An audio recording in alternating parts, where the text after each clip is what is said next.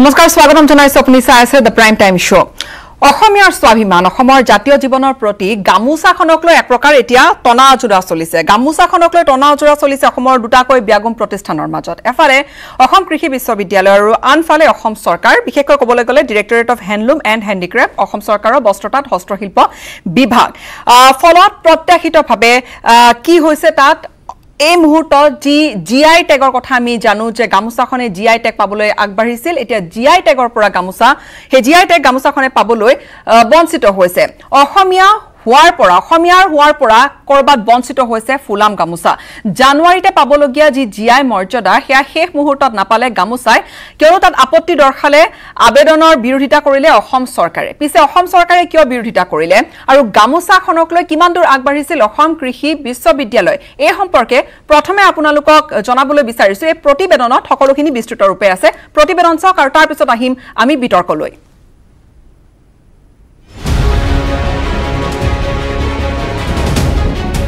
ৰসগোল্লাকাৰ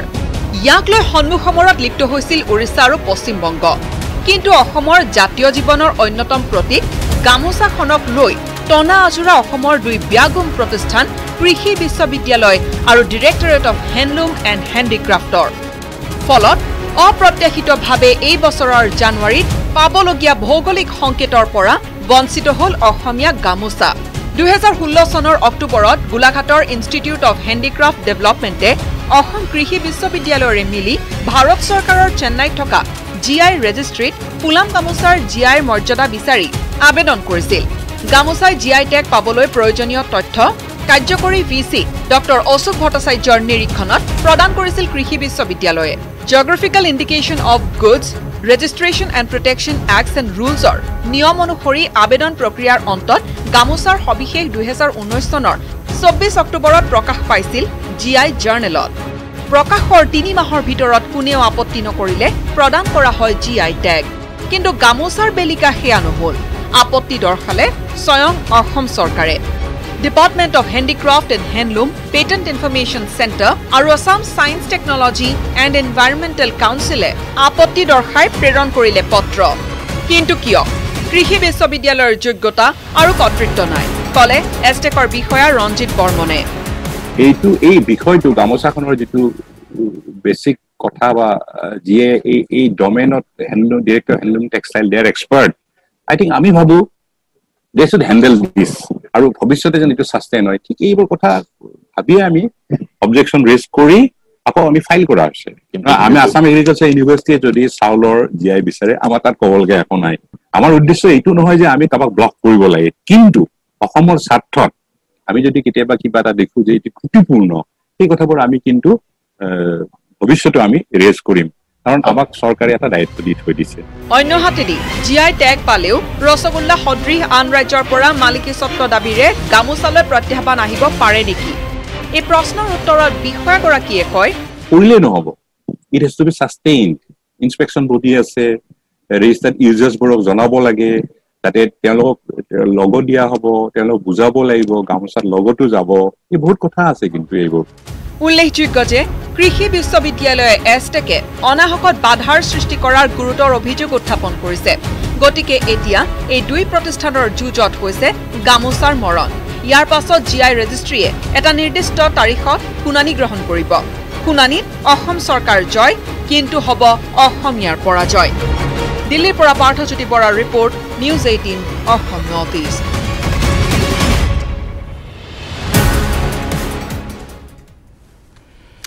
এতিয়া মই পুনৰবাৰ ক'বলৈ বিচাৰিছো যে 2016 চনৰ কথা অক্টোবৰ মাহত গোলাঘাটৰ ইনষ্টিটিউট অফ হেণ্ডিক্ৰাফ্ট ডেভেলপমেণ্টে অসম কৃষি বিশ্ববিদ্যালয়ৰ সৈতে মিলি ভাৰত চৰকাৰৰ চেন্নাইত অৱস্থিত যি জিআই ৰেজিষ্ট্ৰি তাত ফুলাম গামুচাখনৰ জিআই টেগৰ বাবে মৰ্যাদা বিচাৰি জিআই টেগৰ মৰ্যাদা বিচাৰি তাত আবেদন কৰিছিল আৰু এতিয়া সেই আবেদনৰ পিছত যোৱা বছৰ অৰ্থাৎ 2019 ৰ 24 অক্টোবৰত প্ৰকাশো পাইছিল জিআই জাৰ্নেলত যে geographical indication of goods registration and protection act আৰু ৰুলছৰ নিয়ম অনুসৰি আবেদন প্ৰক্ৰিয়াৰ অন্তত গামুচাৰ সবিশেষ এইখিনি প্ৰকাশ পাইছিল যে গামোচালৈ GI টেগ দিয়া হ'ব এই জাৰ্নেলত প্ৰকাশিত হৈছিল আৰু যদি 3 মাহৰ ভিতৰত কোনেও আপত্তি নেদেখুৱায় তেনেহলে GI টেগ গামোচাখনে লাভ কৰে কিন্তু তাত আহিল অসম চৰকাৰৰ ভূমিকা অসম চৰকাৰৰ বস্ত্ৰ তথা হস্তশিল্প বিভাগে তেওঁলোকে আপত্তি দৰ্শালে কিন্তু তেওঁলোকে কিয় আপত্তি দৰ্শালে ষ্টুডিঅত মোৰ হৈতে অতিথি আছে ষ্টুডিঅত মোৰ হৈতে এষ্টেকৰ বিষয়া সাইন্টিষ্ট ডক্টৰ ৰঞ্জিত বৰ্মন আছে স্বাগতম জনাইছো আপোনাক আৰু অসম কৃষি বিশ্ববিদ্যালয়ৰ যোৰহাটৰ পৰা সংযুক্ত হৈছে গাৰ্গী শৰ্মা তেখেত এছ'চিয়েট প্ৰফেছৰ লগতে IPR সেলৰ মেম্বাৰ সেক্ৰেটাৰী আপোনালোক দুয়োগৰাকীকে স্বাগতম জনাইছো মই প্ৰথমে মোৰ ষ্টুডিঅৰ অতিথি গৰাকীক খুদিবলৈ বিচাৰিছো এষ্টেকে কিয় আপত্তি দৰ্শাইছে কিয় আপত্তি কৰিলে যে আসাম এগ্ৰিকালচাৰ ইউনিভাৰ্চিটি কৃষি বিশ্ববিদ্যালয়ে যিখিনি আগবাঢ়িছিল GI টেগৰ বাবে তাত আসলতে সেই GI টেগ আপোনালোকে প্ৰক্ৰিয়াটোত কিয় হস্তক্ষেপ কৰিলে ধন্যবাদ জ্ঞাপন কৰিছোঁ আৰু বহুতে এইটো কথা নাজানে আছে যে অসমত প্ৰথম GI যিটো আমি পাইছিলোঁ মুগা চিল্ক অফ আছাম আমি মুগাৰ ওপৰত যিটো আমি ভৌগোলিক প্ৰতীক আমি যিটো পাইছিলোঁ 2006 চনত পাইছিলোঁ বুৰঞ্জী অলপমান আছে মই ক'ব সেইকাৰণে বিচাৰিছোঁ বিফৰ মই গামোচা বিষয়ে কোৱাৰ আগতে যে অসমৰ আমাৰ বিজ্ঞান প্ৰযুক্তিবিদ্যা বিভাগৰ এষ্টেকৰ আণ্ডাৰত পেটেণ্ট ইনফৰমেশ্যন চেণ্টাৰ এটা বহোৱা হৈছিল 2003 চনত আমি যথেষ্ট কষ্ট কৰি এইটো আনিছিলোঁ আৰু উদ্দেশ্য আছিল যে অসমত আমি বৌদ্ধিক সম্পত্তি অধিকাৰৰ বিষয়ে মানুহক জনাম আৰু লগতে আমাৰ যিবোৰ আৱিষ্কাৰ হয় সেইসকলক আমি পেটেণ্ট বা GI দিয়াৰ কাৰণে আমি প্ৰচেষ্টা এটা চলাম আৰু তাৰ পৰিণতি হিচাপে আমি 2004 চনত আমি দেখিলোঁ যে অসমৰ আমাৰ স্বকীয় সম্পদ যেনে মুগা চিল্কটোক আমি GIৰ কাৰণে আমি এটা প্ৰচেষ্টা চলালোঁ আৰু তাৰ ফলস্বৰূপে আমি 2006 চনত বহুতে এইটো কথা নাজানে অৱশ্যে যে মুগা চিল্কক আমি মুগা চিল্ক অফ আছাম বুলি first GI of the state বা নৰ্থ ইষ্টৰ আমি প্ৰথমতে আমি অসমীয়া মানুহৰ কাৰণে আমি আনিছিলোঁ এইটো আমাৰ বুৰঞ্জী এতিয়া কথা হৈছে কি ইয়াৰ পিছত আমি মূলতে অৱশ্যে আমি পেটেণ্ট ইনফৰমেশ্যন চেণ্টাৰ আমি পেটেণ্টৰ ওপৰত কাম কৰিব লাগে তথাপিও আমাৰ যিহেতুকে GI জিঅ'গ্ৰাফিকেল ইণ্ডিকেশ্যন হৈছে কমিউনিটি বেছড প্ৰডাক্টৰ ওপৰত বৌদ্ধিক সম্পত্তি অধিকাৰৰ এটা শাখা আৰু আচলতে এইটো কমিউনিটি বেছড প্ৰডাক্টৰ ওপৰত দিয়া হয় বা পোৱা হয় আৰু এইটো it has lot of social and economical implications ইয়াৰ পিছত অৱশ্যে আমি PIC এষ্টেকে আমি অসমত কেইবাটাও GI পোৱাত আন অনুষ্ঠানক আমি সহায় কৰিছোঁ কিন্তু গামোচাৰ বেলিকা কি হ'ল আচ্ছা সেইটো কৈ আছোঁ আৰু এই ক্ষেত্ৰত মই এটা ক'ব খোজোঁ যে আমাৰ অসম চৰকাৰে গভৰ্ণৰ নটিফিকেশ্যন আছে অসমত in matters of GIs PIC ASTEC has made a nodal agency for the matters of GI in the state of Assam এই যিখন নটিফিকেশ্যন আছে ইয়াৰ কপি কিন্তু সকলোলৈ গৈছে অসম আমাৰ অসমত যিমান পৰা অনুষ্ঠান আছে even it has gone a copy to Assam agriculture university also' for the matters of GI PIC ASTEC has been made a nodal agency তাৰমানে এইটোৱে বুজাইছোঁ যে অসমত যেতিয়া GI এটা হ'ব যি পেটেণ্ট ইনফৰমেশ্যন চেণ্টাৰ আছে য়েছ এক্সেক্টলি তাৰ অসমৰ nodal agency Astec nodal agency মানে PIC এষ্টেকক অসমৰ GIৰ ক্ষেত্ৰত নডেল এজেঞ্চি হিচাপে ঘোষণা কৰিছে অসমত যদি GI হয় তেতিয়াহ'লে we have a right to see things আমি যদি কোৱাত ত্ৰুটিপূৰ্ণ হয় কেতিয়াবা আমি সেইবোৰ অবজেকশ্যন ৰেজ কৰিব পাৰোঁ সেইটো দিশ এইটো হৈছে লিগেল ছাইডৰ পৰা আমাক সেই গভৰ্ণৰ নটিফিকেশ্যন আছে 2006 চনত দিয়া আছে এতিয়া কথা হ'ল কি গামোচাখনৰ বিষয়ে handloom and department of directorate of handloom and টেক্সটাইলে বহুদিন আগৰ পৰাই কথা বতৰা চলি আছিল আৰু তেওঁলোকৰ যিহেতুকে এই ক্ষেত্ৰত মানে এক্সপাৰ্টাইজটো নাই আৰু যিহেতুকে আমাৰ নটিফিকেশ্যন আছে তেওঁলোকে ক'লে যে PIC এষ্টেকে এই কামটো হাতত ল'ব লাগে হাতত লোৱাৰ পিছত আমি ল'লোঁ কামটো লোৱাৰ পিছত almost we are ready to file আমি এপ্লিকেশ্যন ফাইল কৰা ঠিক আমি ৰেডি হৈছিলোঁৱে এনেতে আমি গম পালোঁ যে আমাৰ যিটো আমাৰ NGO আছে this is NGO they are the applicant Assam institute of handicraft development they are NGO এইটো in this case Assam agriculture university is not the applicant they are facilitating আমি গম পাই director of handloom and textile তেওঁলোকক মাতিছিল আচলতে so' that we can have a discussions and we can sort out the matter কিন্তু তেখেতসকলে response কৰা নাই চিঠি পত্ৰ দিয়া হৈছিল তেখেতসকলক তাৰপিছত it was the duty of us to help director of handloom and textile to file the application file আমি কৰিছোঁ আৰু সেই আমাৰ এষ্টেকৰ কামটো হৈছে কি উই কিপ অন মনিটৰিং আমি আমাৰ যিবোৰ GI জাৰ্নেল ওলায় আমি মনিটৰিং কৰি থাকিব লাগে চাওঁ পেটেণ্ট চাওঁ ইত্যাদি আমি গম পালোঁ যে আমাৰ এই NGOটোৱে যিখন এপ্লিকেশ্যন দিছিল পাব্লিছ হৈছে আমাৰ হাতত আন উপায় নাছিল তেতিয়াহ'লে we had to raise an objection মানে আমি সেইখন চালোঁ চাই তাত কিছুমান আমি আঁকোৱা পাইছিলোঁ পোৱাৰ কাৰণে আমি উই হেভ ৰেজ এন অবজেকশ্যন আপোনালোকে আশ্বাসপূৰ্ণ পাইছে এতিয়া যিহেতু মোৰ সৈতে আছে অসম কৃষি বিশ্ববিদ্যালয়ৰ এছ'চিয়েট প্ৰফেচৰ আছে আৰু তেওঁ IPR চেলৰ তেওঁ সদস্য তেনে পৰিপ্ৰেক্ষিতত গাৰ্গী শৰ্মা আপোনাক সুধিবলৈ বিচাৰিছো আপোনালোক কিমান দূৰ আগবাঢ়িছিল আৰু আপোনালোকে আগবাঢ়ি নিশ্চয়কৈ আপোনালোকে GI ৰেজিষ্ট্ৰিৰ বাবে গোটেইখিনি কাম শেষ কৰিছিলে কিন্তু এষ্টেকৰ মতে আপোনালোকৰ যি আবেদন আছিল বা যি NGO আপোনালোকৰ জৰিয়তে আবেদন কৰিছিল আপোনালোকৰ সহায়ত সেয়া তাত ভুল আছিল আশ্বাসপূৰ্ণ আছিল কি ক'ব হয় হয় actually আমি 2017ত আমি এপ্লিকেশন ফাইল কৰিছিলো আমি ফেসিলিটেটৰ আছিলো আমি এপ্লিকেশন ফাইল কৰিলো আমি দুখন কনসালটেটিভ গ্ৰুপ মিটিং এটেন্ড কৰিলো আৰু টাইম টু টাইম GI ৰেজিষ্ট্ৰিয়ে যিখিনি আমাক বিচাৰিছে আমি ডকুমেন্টছখিনি আমি দি আমি অলৰেডি এটা সেমি ফাইনেল ষ্টেজত আহি উপনীত হৈছোহি গতিকে এটো এটা মানে আমি GI act geographical indication of goods registration and protection act 1999 আগত এটা মেটাৰ এটা চলি আছে এটা সাবজুডাইজ মেটাৰ যেহেতু এটা সাবজুডাইজ মেটাৰ গতিকে আমি এট দিস স্টেজ আমি একো কমেন্ট কৰিব নোৱাৰো আসলতে এইটো মেটাৰ কিন্তু আমি আশাবাদী যে খুব সোনকালে আমি এটা জাজমেন্ট পাম আৰু তাৰ পিছত আমি আপোনালোকক সবিশেষ জনাবলৈ আমি সক্ষম হ'ম তেওঁলোকে কৈছে যে আপোনালোকৰ গোটেইখিনি বস্তু আশ্বাসপূৰ্ণ আছিল আৰু তাৰ বাবে তেওঁলোকে মাত দিবলগীয়া হৈছিল এতিয়া এই সম্পৰ্কে মই যদি আকৌ সুধো আপোনাক যে আপোনালোকে কি ধৰণে আগবাঢ়িছিল আপোনালোকে নিশ্চয়কৈ গোটেইখিনি তথ্য পাতি দিছিল কি তথ্য পাতি দিছিল মই আশ্বাস কি দেখিছিল তেওঁলোকে মই তেওঁৰ পৰা সুধিম নহয় তেওঁলোকে আশ্বাস দেখিছে বা তেওঁলোকে সেইখিনি GI ৰেজিষ্ট্ৰিত যোনখিনি অবজেকশ্যন দিছে তাৰ এগেইনষ্টত আমি ৰিপ্লাই দিছো GI ৰেজিষ্ট্ৰিত আমি ৰিপ্লাই দিছো কি আছিল আমি তেওঁলোকে কৈছে আমি আমাৰ পইণ্টছখিনি দিছো এটো GI ৰেজিষ্ট্ৰিত বিবেচনাৰ অধীনত আছে গতিকে সেইখিনি মই এটা চলতে মিডিয়াৰ আগত ক'বলৈ অসুবিধা যেহেতু এটো এটা মেটাৰ তাত চলি আছে কিন্তু আমি সোনকালে ইয়াৰ কিবা এটা ৰিজাল্ট এটা পাম তেতিয়া আমি গোটেইখিনি কথা আলোচনা কৰিবলৈ সুবিধা হ'ব ধন্যবাদ তেওঁ কথাখিনি অকমান বুজাই কৈছে যেহেতু মেটাৰটো সাবজুডাইজ বিচাৰাধীন হৈ আছে সেইবাবে এটা গোটেইখিনি খুলি ক'ব পৰা নাই বুলি বা খুলি কোৱা উচিত নহয় বুলি তেওঁ কৈছে এতিয়া মই আপোনাক সুধিবলৈ বিচাৰিছো আশ্বাস আপোনালোকে ক'ত দেখিছিল যে তেওঁলোকে আবেদন কৰিছে আশ্বাসটো ক'ত আছে নে এই ধৰণৰ কথাটো হ'ল যে কৃষি বিশ্ববিদ্যালয়ে গামোচাৰ কথাখিনি ফেচিলিটেট কৰাৰ কাৰণে আপোনালোকে তাত আপত্তি কৰিলে হয়তো কৃষি সামগ্ৰী বা কৃষিজাত কিবা সামগ্ৰী বা তেনেকুৱা ধৰণৰ কিবা এটা উদ্ভাৱন হ'লে আপোনালোকৰ আপত্তি কৰিবলগীয়া একো নাছিল তেনেকুৱা হ'ল নেকি বাৰু কৰবাত অৱশ্যে তেখেতে কথাখিনি কৈছে আচলতে কিছুমান আমি সৰু সৰু কিছুমান আমি ক্ৰুটি পাইছিলোঁ সেইবোৰক আমি অবজেকশ্যন ৰেজ কৰিছিলোঁ এইটো ক্ষেত্ৰত মই ভাবোঁ কি আচলতে with our experience in working in GI for such a long time GIটো আচলতে নিজা নিজা ডমেইনত থাকিলে ভাল হয় for example Assam agriculture university we are very glad তেখেতসকলে কিছুমান GI ৰেজিষ্টাৰ্ড কৰিছে উই এপ্ৰিচিয়েট দেম কৰিছে ইন ডিয়াৰ লাইন এগ্ৰিকালচাৰ লাইনত দেট ইজ ভেৰি নাইচ এতিয়া আপুনি যদি চাই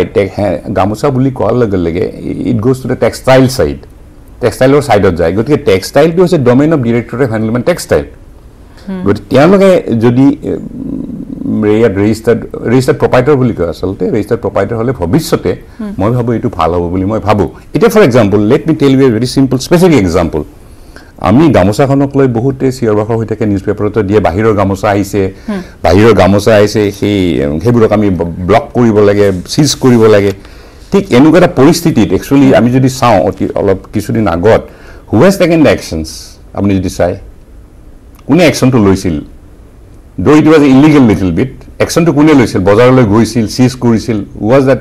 অফিচ সেই অফিচটো কোন আছিল বাৰু Director of Handloom and Textile. আপনি কবলৈ বিচাৰিছে হেবাবে handloom and directorate of handloom বা বস্ত্ৰতাত হস্তশিল্প they are more appropriate to become the কিন্তু এতিয়া আমি যদি বাহিৰৰ পৰা চাওঁ কৰবাত অসমীয়া হিচাপে অসম চৰকাৰ এফালে আৰু এখন ইউনিভাৰ্সিটি এখন বিশ্ববিদ্যালয় এফালে এই যে টনা আজৰা চলিল তাত কৰবাত অসমীয়াৰ যিখন স্বাভিমান বা জাতীয় জীৱনৰ যি প্ৰতীক জিআই টেগ হয়তো পাই গল হেতেন সেই জিআই টেগৰ পৰা বঞ্চিত হ'ল No, এইখন আচলতে টনা আজাৰৰ প্ৰশ্ন অহা নাই ইয়াত লিগেল প্ৰভিজন আছে কাৰণে উই হেভ ৰেজ এন অবজেকশ্যন ইয়াত টনা আজাৰৰ প্ৰশ্নটো অহা নাই আৰু আমি আচলতে বস্তুটো সুদৃঢ় কৰাৰ বাবে এটা চেষ্টা চলাইছোঁ এতিয়া ফৰ এক্সাম্পল জিআই মতে কোনো সম্পদ এটা দুই ধৰণৰ ৰেজিষ্ট্ৰেশ্যন হয় এটা হৈছে ৰেজিষ্টাৰ্ড প্ৰপাইটাৰ এটা হৈছে ৰেজিষ্টাৰ্ড ইউজাৰ্ছ এতিয়া প্ৰতি 10 বছৰৰ মূৰে মূৰে ইয়াক ৰিনিউ কৰিব লাগে 10 বছৰ আমি ফৰ এক্সাম্পল মুগা চিল্ক অফ আছাম আমি 10 বছৰ পিছত ৰিনিউ কৰিছোঁ এইটো সাস্টেইন কৰাৰ কাৰণে ৰিনিউ কৰিব লাগে নহ'লে ইট উইল বি ষ্ট্ৰাক আউট এতিয়া আমাৰ ক্ষেত্ৰত গামোচাখনৰ ক্ষেত্ৰত কৈছোঁ যে যিহেতুকে গামোচাখন ডিৰেক্টৰেট অফ হেণ্ডলুম টেক্সটাইলৰ ডমেইনত থকা এটা মানে সম্পদ they have a budget provision, they have legalized offices in the various parts of the state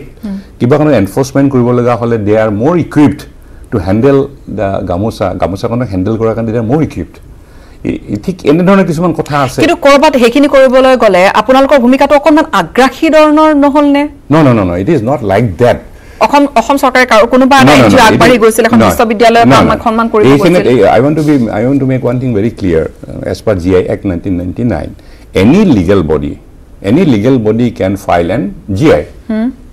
any যিকোনো legal body GI file কৰিব পাৰে কিন্তু কথাটো হৈছে কি now it has become more competitive and therefore file কৰাৰ আগতে অলপ চিন্তা কৰি চোৱাটো উচিত the strength and the weakness and strength of an institutions to sustain it in the long run NGO হোৱাৰ বাবে আপোনালোকে আপত্তি দৰ্শাইছে নহয় হেটা NGO এতিয়া ফৰ এক্সাম্পল আমাৰ গামোচা শব্দটো অকল যে অসমত আছে এনে নহয় আচলতে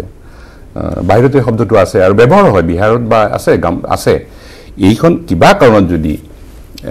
আকৌ যদি জাৰ্নেল পাব্লিছ হোৱাৰ পিছত আন এখন ৰাজ্যৰ কোনো ইনষ্টিটিউচনে যদি অপজিশন ৰেজ কৰে তেতিয়াহলে who will be more equipped to handle that case litigation আহিলে in a bigger way আপোনালোকে ভাবিছে যে সৰকাৰি পক্ষ হলে আপোনালোক বেটাৰ ম্যানেজমেন্ট কৰিব পাৰিব মই আপুনি যেহেতু বাহিৰা ৰাজ্যৰ কথা উল্লেখ কৰিছে আমি জানো যে ৰসগোল্লাক লৈ এটা টনাজোৰা হৈছিল আৰু তাৰ পিছত আমি গম পাইছিলো যে ৰসগোল্লাই পশ্চিম বংগ আৰু উৰিষ্যাৰ মাজৰ যিখন টনাজোৰা সেইখন আমি কিছু বৰ বেছি পুৰণা ঘটনা নহয় হিয়া গাৰ্গী শৰ্মা যি ধৰণে আসলতে ৰসগোল্লাৰ ক্ষেত্ৰত আমি উৰিষ্যা আৰু পশ্চিম বংগৰ এটা টনাজোৰা দেখিছিলো এতিয়া কৰবাত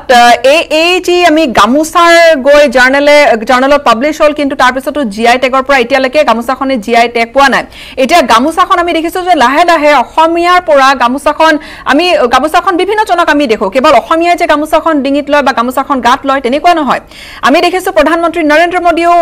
তেওঁ গামুচাখন খুব ব্যৱহাৰ কৰে তেওঁ কেতিয়াবা পলিটিক্যাল কেতিয়াবা ভাষণত ব্যৱহাৰ কৰে বা কেতিয়াবা তেওঁ আমি বিভিন্ন সভা সমিতিয়ে দেখিছো ঠিক তেনেধৰণে আমি বহুখিনি আঘাৰী নেতা বিভিন্ন দলৰ আমি তেওঁলোকক দেখিছো যে গামুচাখন ব্যৱহাৰ কৰে এতিয়া অসমৰ বাহিৰৰ বহুখিনি লোকেও গামুচাখন লাহে লাহে আকৱালি লৈছে আদৰি লৈছে কৰবাত আমাৰ এই ভয়টো হৈছে যে জিআই টেগ আমি যদি ইয়াত ধৰি নাৰাখো তেনেহলে কৰবাত এই সুযোগটো বেলেগ এখন যদি ৰাজ্য উঠাই কি কয়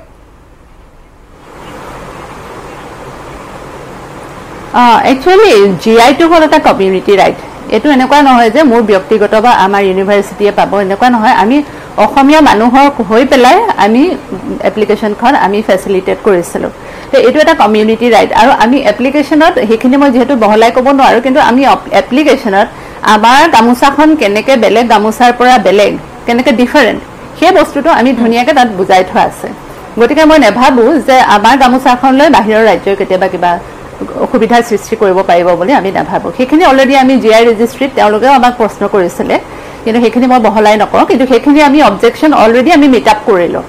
গতিকে তেনেকুৱা ধৰণৰ কোনো আশংকা আছে বুলি মই নাভাবো এতিয়া যেহেতু এষ্টেকৰ বিষয়গৰাকী আছে তেওঁ কৈছে যে পৰৱৰ্তী সময়ছোৱাত যেতিয়া ৰিনিউ কৰাৰ সময় আহিব তেতিয়া এটা সৰকাৰি পক্ষ হতে বা এটা সৰকাৰি মেকানিজম হলে তেতিয়া তেওঁলোক বেটাৰ ইকুইপড সেই জিআই টেগৰ বাবে ৰিনিউৱেলৰ বাবে তেওঁলোকে আবেদন কৰাই হওক বা আনান প্ৰসংগতে হওক তেওঁলোক বেটাৰ ইকুইপ বুলি কৈছে এই সন্দৰ্ভত কি ক'বলগীয়া আছে আপোনাৰ কিয়নো আপোনালোক এখন ইউনিভাৰ্চিটিৰ ফালৰ পৰা আপোনালোকে গোটেইখিনি ফেচিলিটেট কৰিছিল হয় না এইখিনি আসলে জিআই ৰেজিষ্ট্ৰিয়ে ডিসাইড কৰিব জিআই ৰেজিষ্ট্ৰি চেন্নাই তেওঁলোকে যেহেতু এষ্টেকে যেতিয়া অবজেকশন ৰেইজ কৰিলে তেওঁলোকৰ পইণ্টছখিনি দিলে আমি ৰিপ্লাই দি আমি আমাৰ কাউণ্টাৰ ষ্টেটমেণ্ট দিছো আমি কি কাৰণে আমি পাব লাগে বা তেওঁলোকৰ অবজেকশনখিনি কি কাৰণে আমি হেৰি কৰা নাই মানা নাই গতিকে আল্টিমেটলি ডিসিশনটো এটো জিআই ৰেজিষ্ট্ৰিয়ে ল'ব আৰু জিআই ৰেজিষ্ট্ৰিৰ যোনটো ডিসিশন হ'ব হেতুৱে ফাইনেল ডিসিশন আমি হেতুৱে মানি ল'ম গতিকে এটো মই ব্যক্তিগত ফালৰ পৰা আমি ক'ব নোৱাৰো যে আমিয়ে শুদ্ধ তেওঁলোকে শুদ্ধ জিআই ৰেজিষ্ট্ৰিয়ে ল'ব হয় আপোনালোকে বল জিআই ৰেজিষ্ট্ৰি কোৰ্টলৈ ঠেলিছে কিন্তু এতিয়া যেহেতু গোটেইখিনি নিশ্চয়কৈ আইনী এটা প্ৰক্ৰিয়া হ'ব লিগেল হ'ব গোটেইখিনি জুজ এতিয়া এফালে অসম চৰকাৰ আৰু আনফালে আইনী প্ৰক্ৰিয়ালৈ যদি যায় এতিয়া নিশ্চয়কৈ পৰৱৰ্তী শুনানি হ'ব হেয়া কেতিয়ালৈ হ'ব বা পৰৱৰ্তী ব্যৱস্থা কি হ'ব এতিয়া নেক্সট শুনানিয়ে হ'ব লাগে কিন্তু এতিয়া যেহেতু লকডাউন চলি আছে বা কাম কাজবিলাক যেনেকৈ হ'ব লাগিছিল তেনেকৈ হোৱা নাই গতিকে যেতিয়া হ'ব আমি নটিচ পাম জিআই ৰেজিষ্ট্ৰি আমাক জনাব তেওঁলোককো জনাব accordingly as per the legal procedure বস্তুবিলাক হ'ব আগবাঢ়িব হয় আসলে বাহিৰৰ পৰা চাবলৈ গ'লে আমাৰ এনেকুৱা লাগিছে যে অসমীয়াৰ গামোচাখন লৈ অসমীয়া হোৱাৰ পৰা বঞ্চিত হ'ল নেকি এতিয়া ফুলাম গামোচাখন অসমীয়াৰ গামোচাখনক লৈ এতিয়া অসমৰে দুটা ব্যাগুম প্ৰতিষ্ঠান এফালে যদি অসম চৰকাৰ এফালে ইউনিভাৰ্চিটি এখন বিশ্ববিদ্যালয় এখন তেওঁলোকৰ মাজত আমি টনা আজোৰা শব্দটো ব্যৱহাৰ কৰিবলগীয়া হৈছে বৰ্মন ডাঙৰীয়া ডক্টৰ বৰ্মন এতিয়া পৰৱৰ্তী যেহেতু শুনানি পৰ্যায়লৈ যাবগৈ আপোনালোকে এতিয়া কি বিচাৰিছে আপোনালোকে কৈছে আপোনালোক এটা স্থিতিত অটল হৈ পৰিছে যে আপোনালোক বেটাৰ ইকুইপড ৱেল মেনেজ কৰিবলৈ আপোনালোক সক্ষম হ'ব No, প্ৰথম কথা হ'ল কি আমি অসম আসাম এগ্ৰিকালচাৰ ইউনিভাৰ্চিটি উই থেংক দেম ধন্যবাদ জ্ঞাপন কৰিছোঁ আৰু লগতে আমাৰ যিটো ইনষ্টিটিউট আছে NGO যিটো আছে তেখেতসকলে মই ধন্যবাদ জ্ঞাপন কৰিছোঁ we feel proud of them কিন্তু কথাটো হৈছে কি আমি নডেল এজেঞ্চি হিচাপে for matters of GI in the state of Assam আৰু এইটোও আমি জানো এজ পাৰ এক্ট 1999 এনিৱান কেন ফাইল GI কিন্তু চৰকাৰে যেহেতু আমাক দায়িত্ব এটা দিছে যে আমি এই গোটেই সিচুৱেশ্যনটো বা চিনাৰিবোৰ অলপ চোৱাটো উচিত এনেধৰণৰ আমি কেতিয়াবা অসুবিধা পালে ডমেইন ক্ৰছ হলে আমি মেইনলি ডমেইন ক্ৰছটো ডমেইনৰ কথা কয় ক'বাত ইগো ক্লাছৰ দৰে হৈছিল ন কথাটো হৈছে কি GI ইভলভ হৈছে it is because of the artisans only আমি এইটো চাওঁ মুগা চিল্ক অফ আছাম গামোচা যিবোৰ উৎপাদন কৰি আছে is not organise sector of industries গতিকে তেওঁলোকক অৰ্গেনাইজ কৰাৰ কাৰণে এই প্ৰভিজনবোৰ আছে তাত দুটা পাৰ্ট আছে ওৱান ইজ ৰেজিষ্টাৰ্ড প্ৰপাইটাৰ এটা আছে ৰেজিষ্টাৰ্ড ইউজাৰ্ছ এতিয়া আমি ৰেজিষ্টাৰ্ড প্ৰপাইটাৰ্ছ মানে তেওঁলোকৰ কামটো হৈছে কি how to organise them how to make them strengthen constantly input দিব লাগিব কোৱালিটি কণ্ট্ৰলৰ কথা ইনস্পেকশ্যন বডি জেনেৰেট কৰিব লাগিব কনষ্টেণ্টলি ভিজিলেঞ্চ ৰাখিব লাগিব এনফৰ্চমেণ্ট ছেকশ্যন বহুত কথা আছে ইয়াত গতিকে সেই পাৰ্টবোৰ আছে It is not a question more Ranjit Burman by Aztec by PhD igor kotha aha nai in the long run how it can be sustained aru lahle competition hoise asolte there competition bor hoye ase goti he competition sustain kora kane constant input ita for example recently amar osole aise amar director of handloom and textile they are trying to make a system ba machine eta jar hohayot teloke mane ei distinguish koribo pare বাহিৰৰ পৰা আহা এখন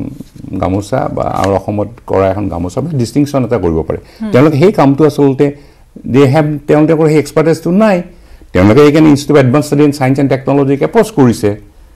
institute of science and technology approach তেখেতসকলে আমাৰ ওচৰলৈ আহিছিল since we deal in science technology innovation লগতে IPR আমাৰ আছে আহি আমাক কথাখিনি ক'লে উই আৰ ভেৰি গ্লেড কিন্তু আমাৰ কিছুমান লিমিটেশ্যন আছে কাৰণে পৰা নাই they are going to build up some systems machine based on computer based applications যাৰ হয় অতি কম সময়তে ডিষ্টিংগুইছ কৰিব পাৰিব দিছ ইজ অসমৰ গামোচা এখন বাহিৰৰ গামোচা ঠিক এনেধৰণে কিছুমান টেকনিকেল কথাও আহি পৰিছে আমি তেখেতসকলক ধন্যবাদ দিছোঁ ঠিক এই গোটেই প্ৰক্ৰিয়াটোক আগুৱাই নিয়াৰ কাৰণে ইয়াত যথেষ্ট ইনপুট লাগিব এতিয়া আপোনালোকে কি বিচাৰিছে এতিয়া আপোনালোক এনেকুৱা হ'ব নোৱাৰে নেকি যে আপোনালোক একেলগে আগবাঢ়িব ইয়েছ হোৱাই নট সেইকাৰণে আমি যিটো ইনষ্টিটিউট আছিল যিটো NGO আছিল উই ন Assam agriculture is we are proud of them help কৰিছে ঠিকেই উই এপ্ৰিচিয়েট ডেট আমি তেখেতসকলক মাতিছিলোঁ আমি মাতা নাই ডিৰেক্টৰ অফ হেণ্ডলুম এণ্ড টেক্সটাইলে মাতিছিল we are working for them since আমাৰ এক্সপাৰ্টাইজটো আছে IPRত গতিকে মাতিছিলোঁ আমি তেখেতসকলক মাতিছিলোঁ ডিছকাশ্যন ইভেন ডিৰেক্টৰে চিঠি দিছে দে আৰ নট ৰেছপণ্ডিং অহা নাই মই শেষত আপোনালোক সুধিছোঁ শৰ্মা ডাঙৰীয়ানী আপুনি কি কয় যে আপোনালোকক মতা হৈছিল এই সন্দৰ্ভত একেলগে আগবাঢ়িবলৈ কোৱা হৈছিল কিন্তু আপোনালোকৰ ফালৰ পৰা কোনো ধৰণৰ ৰেছপন্স অহা নাছিল বা ইনষ্টিটিউট অফ হেণ্ডিক্ৰাফ্ট ডেভেলপমেণ্টৰ পৰা ৰেছপন্স অহা নাছিল একচুৱেলি এতিয়া মই আপোনাক ক'লোৱে যে এইটো এটা ছাবজুডাইজ মেটাৰ আৰু আমি বহুত কষ্ট কৰি 2017ৰ পৰা আমি লাগি এতিয়া এটা লাষ্ট এটা ষ্টেজত আহি উপনীত হৈছোহি গতিকে মই এনেকুৱা কিছুমান কথা আলোচনা কৰি বা মিডিয়াত কৈ পেলাই মই আচলতে নিয়ম ভংগ কৰিব খোজা নাই গতিকে আমি যিহেতু আহি পেলাই এটা ষ্টেজ পাইছোহি আৰু অতি সোনকালে আমি ভাবিছোঁ GI ৰেজিষ্ট্ৰিৰ পৰা আমাক এটা জাজমেণ্ট দিব আমি গম পাম আৰু GI ৰেজিষ্ট্ৰিয়ে অলৰেডি তেওঁলোকে শ GI ইণ্ডিয়াত ৰেজিষ্টাৰ কৰিছে আমাৰ অসম কৃষি বিশ্ববিদ্যালয়ও ইতিমধ্যে ছাকচেছফুলি জহা চাউল চকুৱা চাউল আৰু কাজি নেমুৰ GI লাভ কৰিছে গতিকে মই ভাবিছোঁ GI ৰেজিষ্ট্ৰিৰ যোনটো ডিচিশ্যন হ'ব সেইটোৱে আটাইতকৈ উত্তম ডিচিশ্যন গতিকে আমি তেওঁলোকৰ কথা মানিবলৈ আমি বাউণ্ড আৰু আমি সেই ডিচিশ্যনৰ কাৰণে অপেক্ষা কৰিছোঁ আৰু তাৰপিছত আমি আপোনালোকৰ অপেক্ষা কৰিছে বা অপেক্ষা কৰিব লাগিবই যিহেতু গোটেইখিনি আইনী প্ৰক্ৰিয়াৰ মাজত সোমাই পৰিছে কিন্তু দুয়োগৰাকী অতিথিকে মই ধন্যবাদ জ্ঞাপন কৰিছোঁ আপোনালোকে মোক এইখিনি সময় দিলে এতিয়া মোৰ কথাটো হৈছে ৰাইজে আজি গম পালে হয়তো জিআই টেগৰ পৰা এই মুহূৰ্তলৈকে কিয় বঞ্চিত হৈছে অসমৰ গামোচাখন এতিয়ালৈকে কিয় হে জিআই টেগ লাভ কৰা নাই বা জিআই মৰ্যাদা লাভ কৰা নাই অসমীয়া গামোচাখন কিয়নো গোটেইখিনি প্ৰক্ৰিয়া আগবঢ়াৰ মাজতে কৰবাত চৰকাৰী পক্ষ তাত সোমাইছিল আৰু দুটা পক্ষৰ মাজত অকনমান টনা আজৰা হ'ল যাৰ পৰিপ্ৰেক্ষিতত এই মুহূৰ্তলৈকে জিআই টেগৰ পৰা বঞ্চিত হৈ আছে নিশ্চয়কৈ আজি চেন্নাই স্থিত জিআই ৰেজিষ্ট্ৰি তেওঁলোকে চূড়ান্ত সিদ্ধান্ত ল'ব আৰু আমি তাৰ বাবে কিছু অপেক্ষা কৰিব লাগিব কিন্তু এই মুহূৰ্তৰ এয়াই খবৰ যে এতিয়ালৈকে জিআই টেগ কিন্তু গামোচাই লাভ কৰা নাই সময় হৈছে এটা সমূহ বাণিজ্যিক বিৰতিৰ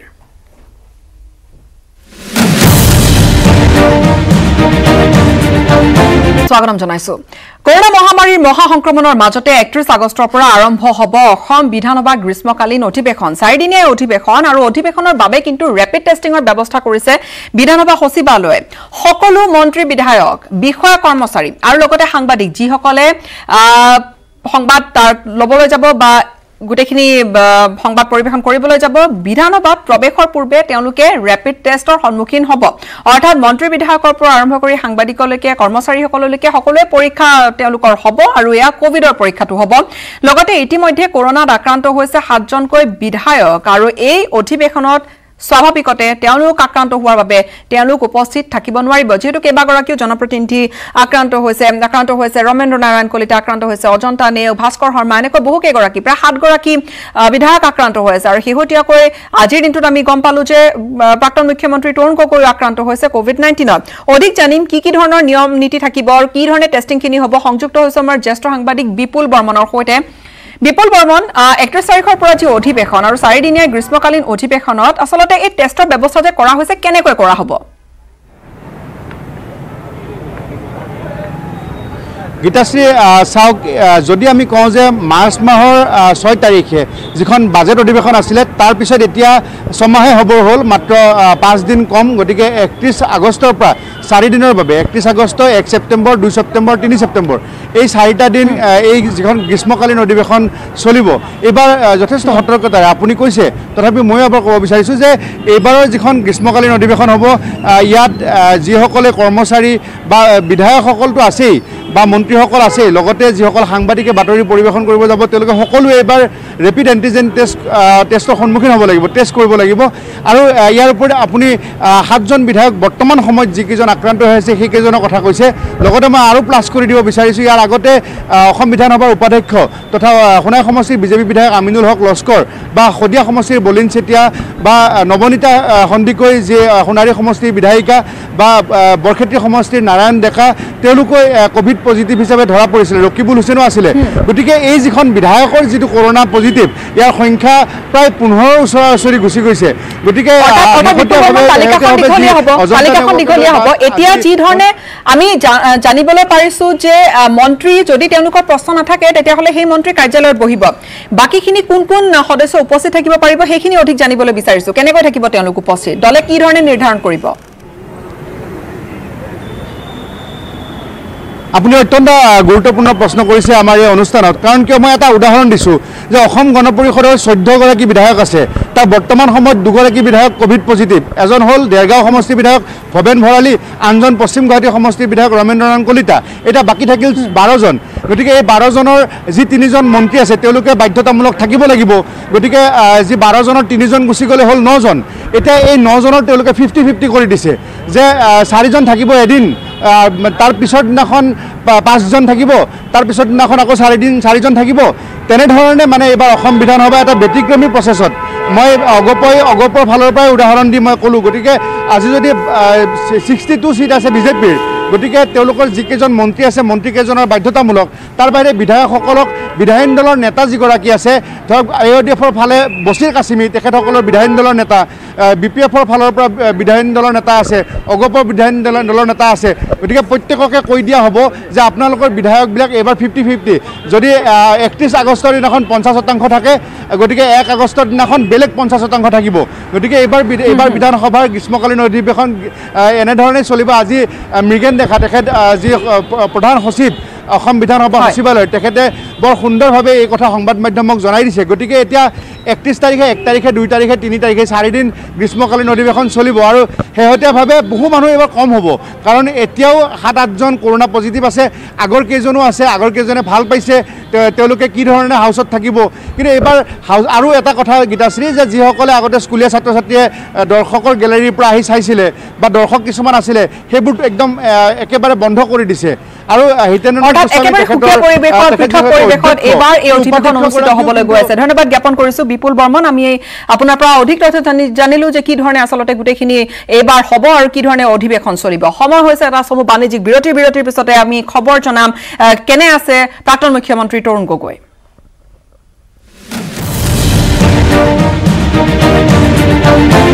পুনৰ স্বাগতম প্ৰাক্তন মুখ্যমন্ত্ৰী তৰুণ গগৈ তেওঁ বৰ্তমান জিএমচিএইচত ভৰ্তি হৈ আছে তেওঁ কোভিড-19 পজিটিভ হিচাপে ধৰা পৰে বিধায়ক আবাসৰ পৰা স্থানান্তৰ কৰা হয় আজি তৰুণ গগৈক আৰু তেওঁ কিছু সময় পূৰ্বে আচলতে তেওঁক জিএমচিএইচলৈ লৈ যোৱা হৈছে আৰু জিএমচিএইচত এটা বিশেষজ্ঞ চিকিৎসকৰ দলে তেওঁৰ পৰিস্থিতি নিৰীক্ষণত ৰাখিছে এম্বুলেন্স যোগে গগৈক লৈ যোৱা হৈছে জিএমচিএইচলৈ আৰু ইতিমধ্যে মুখ্যমন্ত্ৰী সৰ্বানন্দ সোণোৱালে 85 বছৰীয়া তৰুণ গগৈৰ স্বাস্থ্যৰ সম্পৰ্কে বুজ লৈছে টেলিফোনিক বাৰ্তালাপত তেওঁ খবৰ লৈছে কিন্তু বৰ্তমান কেনে আছে তৰুণ গগৈ আমি জানিব পাৰিলো যে সিডব্লিউসি বৈঠকৰ সময়ৰ পিছৰে পৰা তেওঁ কিছু অসুস্থ হৈ পৰিছিল আৰু হেহতিয়াকৈ তেওঁ যেহেতু বহু লোকৰ সংস্পৰ্শলৈ আহিছিল সম্ভৱত তাতো বিভিন্নজনে আশংকা ব্যক্ত কৰিছে যে আৰু কোনোবা আক্ৰান্ত হৈছে নেকি যেহেতু তৰুণ গগৈ কোভিড-19 পজিটিভ পোৱা গৈছে সংযুক্ত হৈছো ফোন যোগে জিএমচিএইচৰ অধীক্ষক ডক্টৰ অভিজিত শৰ্মাৰ সৈতে অভিজিত শৰ্মা প্ৰথমে স্বাগতম জনাইছো আমি জানিব বিচাৰিছো প্ৰাক্তন মুখ্যমন্ত্ৰী গৰাকী বৰ্তমান কেনে আছে তেওঁৰ লক্ষণ কি দেখা দিছিল বা বৰ্তমান তেওঁৰ স্থিতি কি good evening. Actually, Tikhete Kali Rati, he was tested positive for COVID-19. So, any Tikhete symptoms nahi. Ami bhabilu because of his age and some comorbid conditions, Tikhete ami GMC lo shift koralu. Amar yate team of doctors, medicine, pulmonary medicine, cardiology, endocrinology, sub department of doctor gure saite take up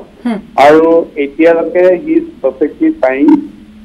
totally asymptomatic saturation maintained with 98% pulse bp temperature sub normal ami yate we keeping him for strict observation and jetia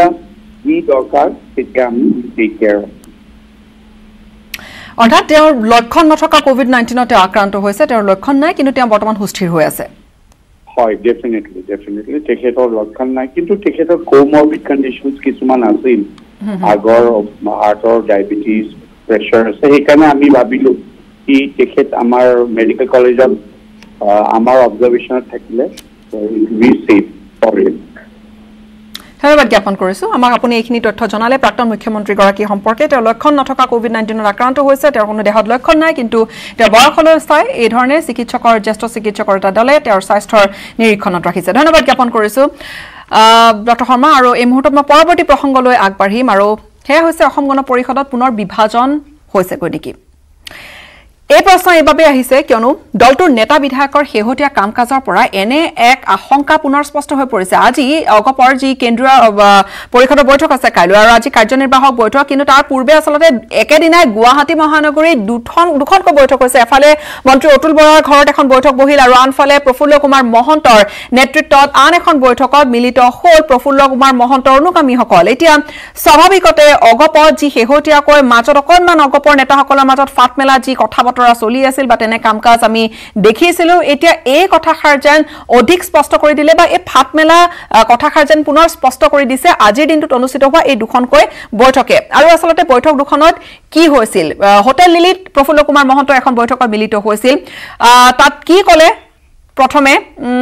প্ৰাক্তন মুখ্যমন্ত্ৰী গৰাকীয়ে সেয়া শুনাবলৈ লৈছো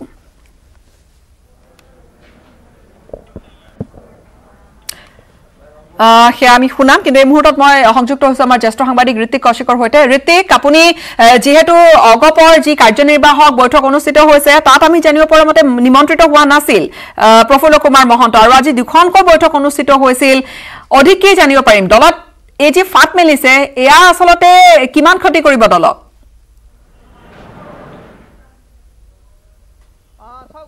প্ৰফুল্ল কুমাৰ মহন্তৰ যি প্ৰসংগটো আছে এই প্ৰসংগটো আমি কিছু সময় আগতে যি অগপৰ কাৰ্যনিৰ্বাহক যেতিয়া কেন্দ্ৰীয় কাৰ্যনিৰ্বাহক অন্ত পৰিছিল বিধায়ক সত্যব্ৰত কলিতা আৰু যি সাধাৰণ সম্পাদক আছে মনোজ শইকীয়াকে ধৰি যিসকল তেওঁলোকে সাংবাদিকৰ আগত তেওঁলোকে মন্তব্য কৰিছিল যে আমি সকলোকে নিমন্ত্ৰণ কৰিছোঁ আৰু যিসকল কাৰ্যনিৰ্বাহকত বা কেন্দ্ৰীয় পৰিষদৰ সদস্য আছে সেই সদস্য সকলোকে নিমন্ত্ৰণ কৰিছোঁ আৰু তেওঁলোকে ইয়ালৈ যিসকলক আমি মাতিছোঁ তাৰ অধিকাংশই আহিছে কিছু লোক অহা নাই কিন্তু তাতকৈ গীতাশ্ৰী মই গুৰুত্বপূৰ্ণ কথাটো উল্লেখ কৰিব বিচাৰোঁ যে অহাকালি যিহেতু তেওঁলোকৰ যি ৰাজ্যিক কাৰ্যনিৰ্বাহ আছে নতুন কমিটি গঠন কৰাৰ কথা চলি আছে নতুন কমিটি নতুন সভাপতি নতুন বিষয়ববীয়াৰ কথা সেই সময়ত কিন্তু এটা কথা ইয়াত গুৰুত্বপূৰ্ণ হৈছে যে কিছু সময় আগতে এখন যে আদালতৰ কামৰূপ মহানগৰৰ চিভিল জাজ 3ৰ পৰা এটা অৰ্ডাৰ হৈছে ৰায় হৈছে য'ত কাইলৈ নিৰ্বাহকক লৈ স্থগিতাদেশ দিছে আৰু আদালতত 10 তাৰিখে 3জনকৈ প্ৰাক্তন বা এজিপিৰ যিসকল কৰ্মী আছিল জিতেন ডেকা তেওঁ সেই সময়ত আছিল প্ৰেচিডেণ্ট গুৱাহাটী চিটি কমিটিৰ আৰু তাৰ লগতে হেমেন লহকৰ তেওঁ আছিল working president city committee AGP আৰু Girin Talukdar general secretary Guwahati city committee তেওঁলোকে সেই গুৱাহাটী যি চিভিল জাজ আছে তেওঁৰ ওচৰত চিভিল জাজ 3ৰ ওচৰত তেওঁ ইয়াত এখন পিটিশ্যন দিছিল যে এই যি সাধাৰণ অধিৱেশন আছে সেইটো অভিধান যি সংবিধান আছে অগপৰ সেই সংবিধানৰ 53/5 যি ধাৰা আছে সেই দফা তেওঁলোকে উলংঘা কৰি তেওঁলোকে সেই অধিৱেশন পাতিছে আৰু এই ক্ষেত্ৰত আদালতে যি পক্ষ শুনি তাত যি ৰায় জাৰি দিছে যে যি article 25/5 of constitution of AGP য'ত তেওঁলোকৰ যিখিনি অগপৰ সংবিধানৰ মতে সেই 30 দিনৰ আগত অগপৰ ফালৰ পৰা সাধাৰণ পৰিষদৰ বৈঠকৰ কাৰণে সকলোকে জনাব লাগিছিল কিন্তু সেইটো 10 দিনৰ আগতেহে জনোৱা হৈছে 17 দিনৰ আগতেহে জনোৱা হৈছে আৰু যাৰ কাৰণে সেইটোৰ ক্ষেত্ৰত যি সংবিধান উলংঘা কৰা হৈছে তাৰ সমান্তৰালভাৱে আৰু কোৱা হৈছে যে COVID-19ৰ কাৰণে যিখিনি অসম ডিজাষ্টাৰ মেনেজমেণ্ট অথৰিটিৰ যি ৰায়দান আছিল সেই ৰায়দানৰ বা যি নিৰ্দেশনা আছিল সেই নিৰ্দেশনাৰ ক্ষেত্ৰতো 50জনতকৈ বেছি লোক ইয়াত উপস্থিত থাকিব আৰু সেই ক্ষেত্ৰত সেই যি নিৰ্দেশনা উলংঘা কৰিব লাগিব যাৰ কাৰণে আদালতৰ ফালৰ পৰা এইটো ষ্টেটাছ কো মেইনটেইন কৰাৰ কাৰণে দিছিল আৰু অহা যি শুনানিৰ দিন সেইটো 19/11/2020 নিৰ্ধাৰণ কৰিছে আৰু তাৰ পৰ্যন্ত ষ্টেটাছ কো মেইনটেইন কৰাৰ কাৰণে আদালতে নিৰ্দেশনা দিছে ব্ৰেকিং নিউজ গুৰুত্বপূৰ্ণ খবৰ আমাৰ সাংবাদিকে ইতিমধ্যে জনালে ঋতিক আপুনি লাইনত থাকিব মই বলেনৰ ওচৰলৈ যাবলৈ বিচাৰিম এই মুহূৰ্তত বলেন ভট্টাচাৰ্য সংযুক্ত হৈছে বলেন আপুনি হোটেল লিলিৰ এই বৈঠকখনত আছিল য'ত প্ৰফুল্ল কুমাৰ মহন্ত নিজৰ অনুগামীসকলৰ সৈতে তেওঁ বৈঠকত মিলিত হৈছিল তাত আসলতে কি ক'ব পাৰি অগপৰ স্থিতি কি হ'ব এই মুহূৰ্তত অগপৰ আসলতে স্থিতি কেনেকুৱা ভিতৰত নিশ্চয়কৈ ভেটি অকণমান থৰক বৰক হৈছে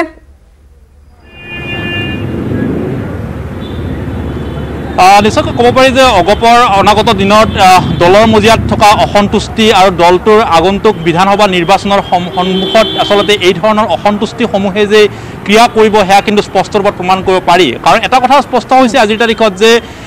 যিহেতুকে কাইলৈ দলৰ যিখন সাধাৰণ বৈঠক আৰু সেই বৈঠকৰ প্ৰাক মুহূৰ্তত কাৰ্যনিৰ্বাহক সভাত উপস্থিত নাথাকিলে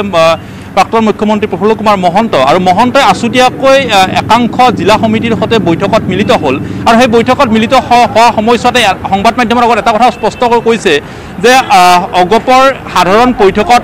সিদ্ধান্ত লোৱা হৈছিলে কা বিৰোধী স্থিতি লোৱা হৈছিলে কিন্তু আজিৰ তাৰিখত দলীয় নেতৃত্বৰ কা বিৰোধী স্থিতিৰ বিপৰীতে কাক সমৰ্থন কৰি এনেকুৱা ধৰণৰ পৰিৱেশ সৃষ্টি কৰিছে আৰু যাৰ বিৰুদ্ধে মহন্ত আজিৰ তাৰিখতো ক্ষোভিত আৰু আনফালে যদি দেখিবলৈ পোৱা গৈছে তেতিয়াহ'লে অসম গণ পৰিষদ দলৰ যিখন দলীয় সংবিধান এই সংবিধানখন সম্পূৰ্ণৰূপে ভেঙুচালি কৰিছে দলীয় নেতৃত্বই একমাত্ৰ সভাপতি পদ বা দলীয় শীৰ্ষ নেতৃত্বৰ আশাত মাথোন অগপ দলৰ একাংশ নেতৃত্বই সেই সংবিধানখন ভৰিৰে মোহাৰি এতিয়া মাথোন নিজৰ স্বাৰ্থ লাঘবৰ কাৰণে কাম কৰা বুলি এক প্ৰকাৰ আক্ষেপ প্ৰকাশ কৰিছে আৰু এয়াই স্পষ্ট প্ৰমাণ কৰিছে যে অগপ দলৰ অনাগত দিনত অসমত আচলতে কিমান দূৰ আচলতে অগপই স্থিতি ল'ব পাৰিব সেয়াও কিন্তু প্ৰশ্ন সৃষ্টি কৰিছে একেদৰে প্ৰশ্ন উত্থাপন কৰিছে যে অহাকালি যিখন সাধাৰণ সভাৰ বৈঠক অনুষ্ঠিত হ'ব সেই বৈঠকতো কিন্তু মহন্তৰ উপস্থিতি থাকিবনে নাই সেয়াও কিন্তু অনিশ্চয়তা হৈ পৰিছে অৰ্থাৎ ক'ব পাৰি যে দীৰ্ঘদিন সময় ধৰি অসম গণ পৰিষদৰ প্ৰাক্তন প্ৰতিষ্ঠাপক সভাপতিগৰাকীৰ মহন্তৰ অনুপস্থিতি তথা অসন্তুষ্টি এই সকলোবোৰেই যে দলটোৰ অনাগত দিনত এক ক্ৰিয়া দলটোক যে পুনৰ এটা সমস্যাৰ সন্মুখীনলৈ লৈ যাব হয়তো যিসকল তৃণমূল কৰ্মী আছে তেওঁলোকৰ মাজত হয়তো বিভ্ৰান্তিৰ সৃষ্টি হ'ব যে আচলতে কোনফালে আছে দল বা কি ধৰণে আগবাঢ়িছে দল এফালে বৈঠক হৈছে আৰু দুটা ভাগত যে বিভক্ত হৈছে দুখনকৈ বৈঠকে তাকে প্ৰমাণিত কৰি দিছে যে ফাট মিলিছে হয় দলৰ মজিয়াত আৰু দলৰ মজিয়াৰ এই ফাটে আচলতে পৰৱৰ্তী নিৰ্বাচনত কি ধৰণৰ প্ৰভাৱ পেলায় সেয়া হয়তো আমি জানিবলৈ কিছু সময় ল'ব লাগিব কিন্তু হয় প্ৰভাৱ নিশ্চয়কৈ পেলাব বিশেষকৈ তৃণমূল কৰ্মীসকলৰ ওপৰত নিশ্চয়কৈ এই কিন্তু বিভাজনে প্ৰভাৱ পেলাব ধন্যবাদ জ্ঞাপন কৰিছোঁ দুয়োগৰাকী সাংবাদিকক আপোনালোকে অধিক জনালে যে অগপৰ স্থিতি বৰ্তমান কি আৰু কি ধৰণে অগপৰ কাম কাজ আগবঢ়িছে আৰু কাইলৈ কাৰ্যনিৰ্বাহক কাইলৈ সাধাৰণ পৰিষদৰ বৈঠক আছে সেই বৈঠকৰ সম্পৰ্কে আমি অধিক জানিম কাইলৈৰ দিনটোত আচলতে কি ধৰণে গোটেইখন পট পৰিৱৰ্তন হয়গৈ সময় হৈছে আন এটা চমু বাণিজ্যিক বিৰতিৰ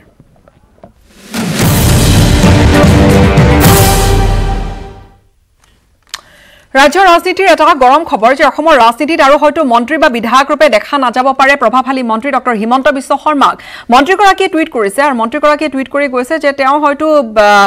এইবাৰ যি বিধানসভা নিৰ্বাচন তাত হয়তো তেওঁৰ সক্ৰিয় ভূমিকাত তেওঁক দেখা নাযাব কিন্তু তেওঁ দলৰ হৈ কাম কৰি যাব আৰু ইতিমধ্যে তেওঁ হুংকাৰ দিছে যে ইয়াৰ পৰৱৰ্তী সময়ছোৱাত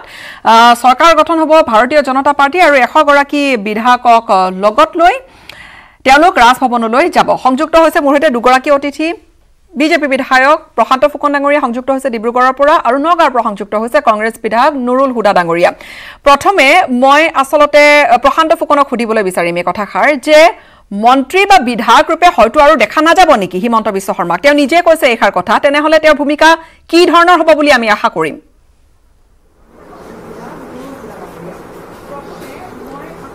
নহয়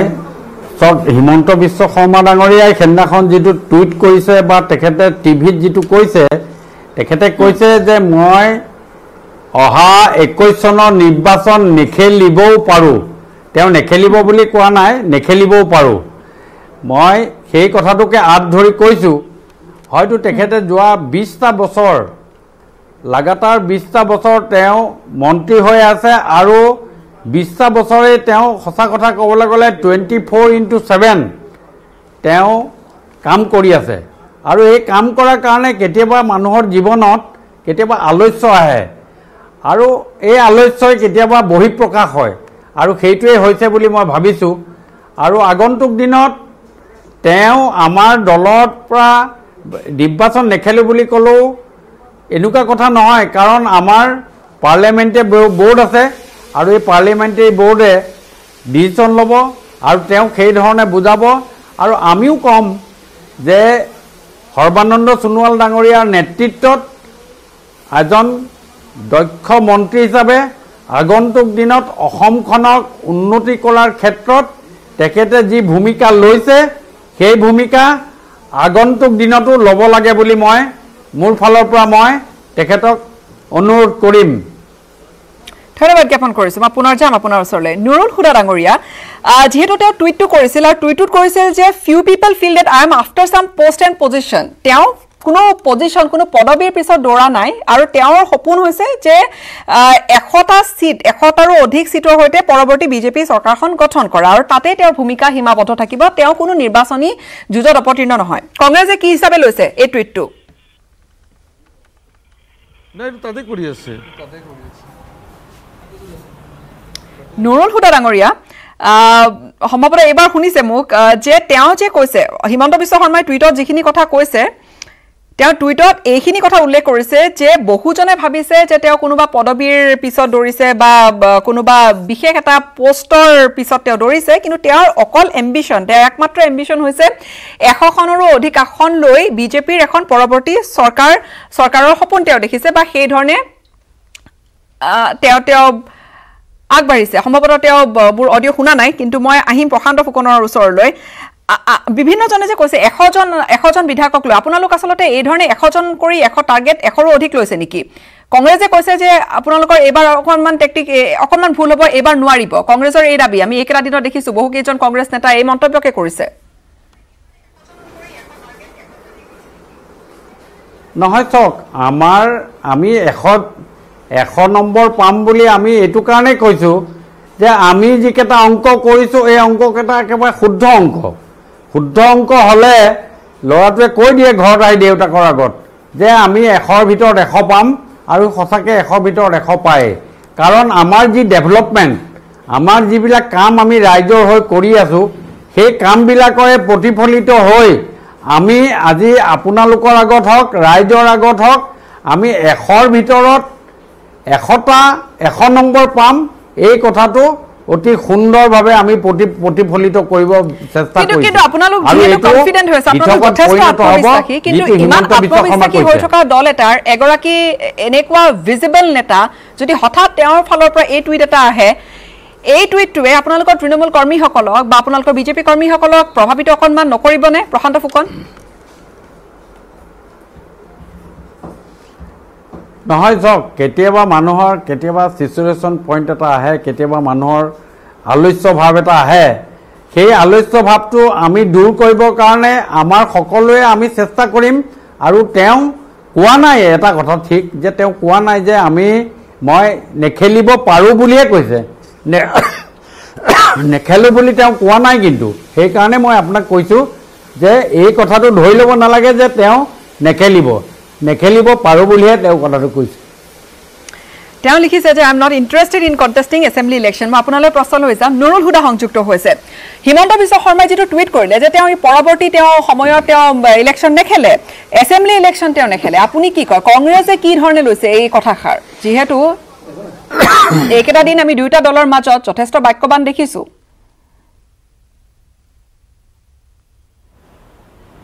চাওক, এই কথাটো তেওঁ যদি টুইট কৰিছে,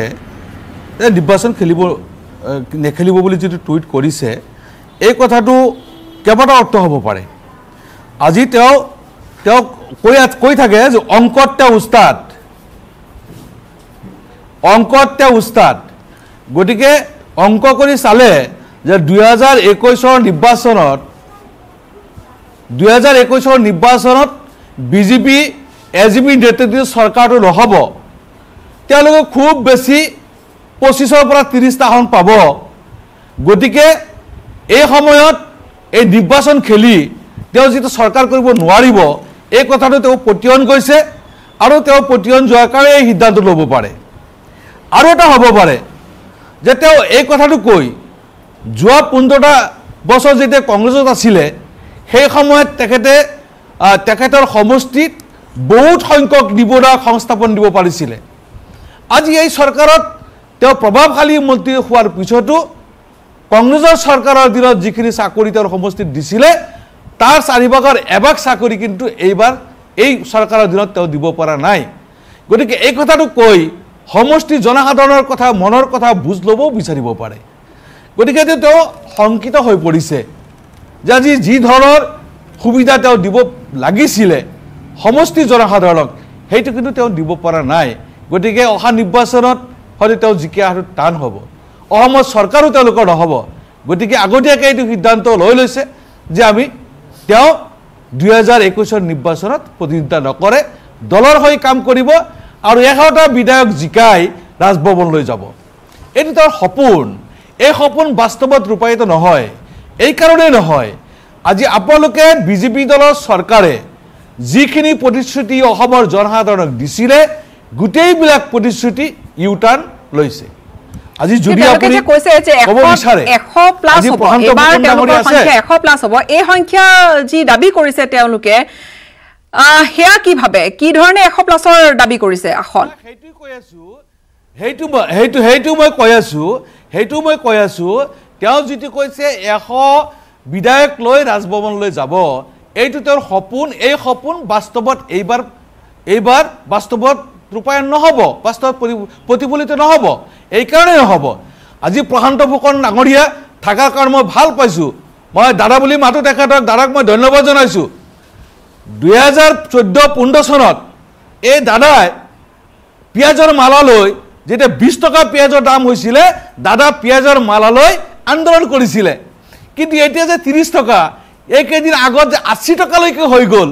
যিটো কোনোদিন হোৱা নাছিলে দাদাই কিন্তু সেই মালাৰ কথা পাহৰিলে দাদা মালা টাংকৰ ভিতৰত ভৰাই থলে দাদা মালাটো আকৌ ল'ব লাগিছিলে যে পিঁয়াজৰ দাম এটা 30 টকা হৈছে আমাৰ চৰকাৰ ব্যৰ্থ হৈছে দাদাই ক'ব লাগিছিলে দাদাই কৰিছিলে যে গেছৰ দাম কংগ্ৰেছে 370 টকা দিছে আমাৰ চৰকাৰ আহিলে আমি আৰু কমাই দিম দাদা গেছ সিলিন্ডাৰ গৰু গাড়ীত লৈ দাদা পাহৰি গৈছে নেকি আপুনি যে কৈছিলে গৰু গাড়ীত লৈ কৈছিলে কংগ্ৰেছ দুৰ্নীতি পৰায়ণ কংগ্ৰেছে 370 টকা গেছৰ দাম বৃদ্ধি কৰিছে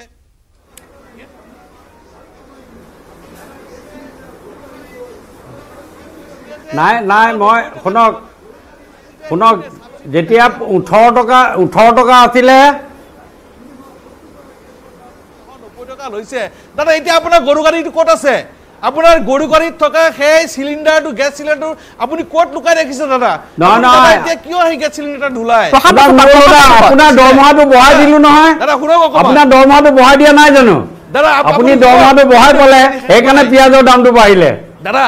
আপোনালোকে আপোনাৰ দৰমহা বাঢ়িলে দৰমহাৰ বঢ়োৱাৰ এই যে প্ৰক্ৰিয়া কিন্তু পিঁয়াজৰ অধিক দাম দি কিন্তু আমি সৰ্বসাধাৰণে বেছিকৈ দি জেপৰ পৰা অধিক খৰচ কৰিবলগীয়া হৈছে আমিহে মাধমাৰটো পৰিবলগীয়া হৈছে সেয়া বেলেগ কথা পিঁয়াজৰ দামলৈ আজি নাযাওঁ মই আপোনাৰ উত্তৰটো দিম কিন্তু নুৰুল হুদাৰ উত্তৰটোহে মই দিছো নুৰুল হুদাৰ চুঙা চাই মই খোপা দিয়াৰ ব্যৱস্থা কৰিছো তেখেতে পাহৰি গ'ল